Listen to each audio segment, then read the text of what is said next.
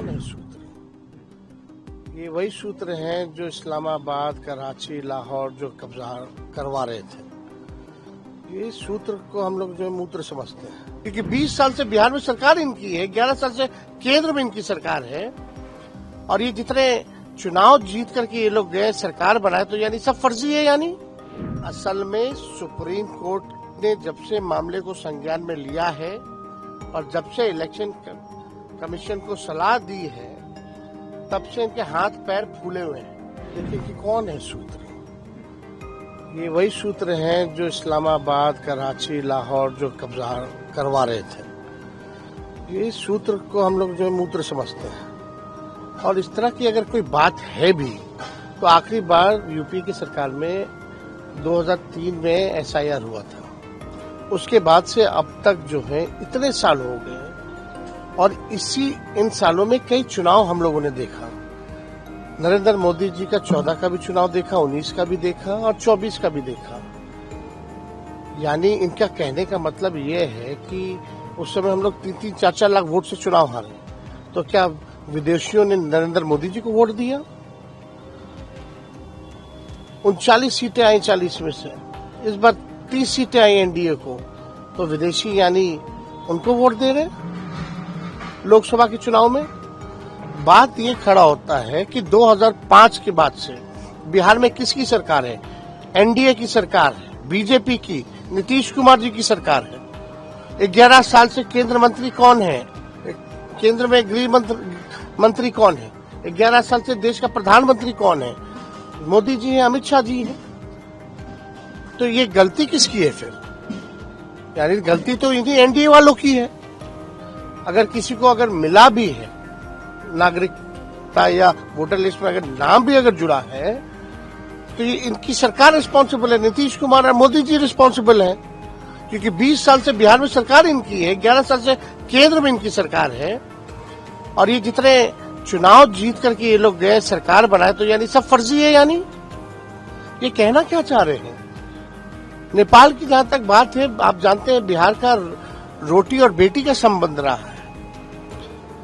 Bihar police में, Bihar military police में गोरखा लोग हैं, नेपाली लोग हैं, आर्मी में नेपाली लोग हैं, भारतीय सेना में नेपाली लोग हैं।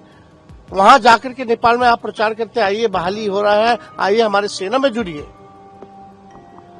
ये देखिए, असल में सुप्रीम कोर्ट ने जब से मामले को संज्ञान में लिया है और जब से इलेक्शन कमीशन को सलाह दी है, तब से इनके हाथ पैर फूले हुए हैं।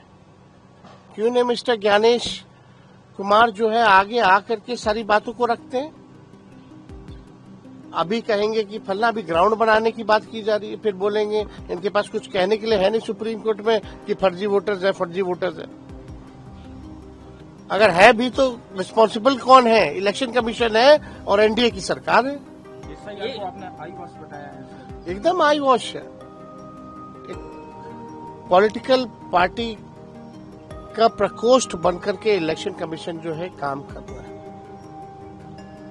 एक बार भी आप बताइए, आप देख रहे हैं सारा डॉक्यूमेंट फेंका हुआ है, सारा कागज जो है फेंका हुआ है, कचड़ों में फेंका हुआ है। उसमें जलेबियां जो है झारखंड में देवघर में जलेबी बन रहा है, उसी में लोग खा रहा है, अब फेंक दे रहा है। तो आप समझ सकते हैं कि क्या स्थिति रखी है बिहार में, ग्राउंड रियलिटी क्या है। बीएलओ को मौखिक आदेश मिल रहे हैं, डीएम मौखिक आदेश दे रहे हैं, उन पर दबाव दिया जा रहा है, चाहे वोटर मिले ना मिले तुम ही फॉर्म भर के साइन करके जो है अपलोड करो। इनका अपलोड का सिस्टम क्या है भाई? सब कुछ फेल हो रखा है, सर्वर से लेकर के सारा चीज जो है जाम हो रखा है।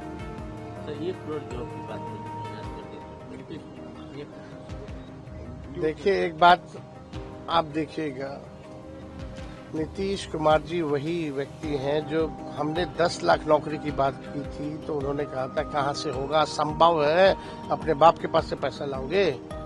हम तो भाजपा के लोगों से पूछना चाहते हैं, आपकी वित्त मंत्री आई थी 20 में, उन्होंने कहा था 19 लाख रोजगार दिलाएंगे। कहाँ है 19 लाख रोजगार?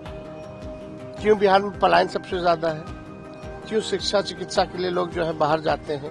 क्यों नौकरी मजदूरी के लिए तब बिहार लोग जा रहे हैं? और अपने मुंह से नीतीश कुमार जी ने तो कहा नहीं।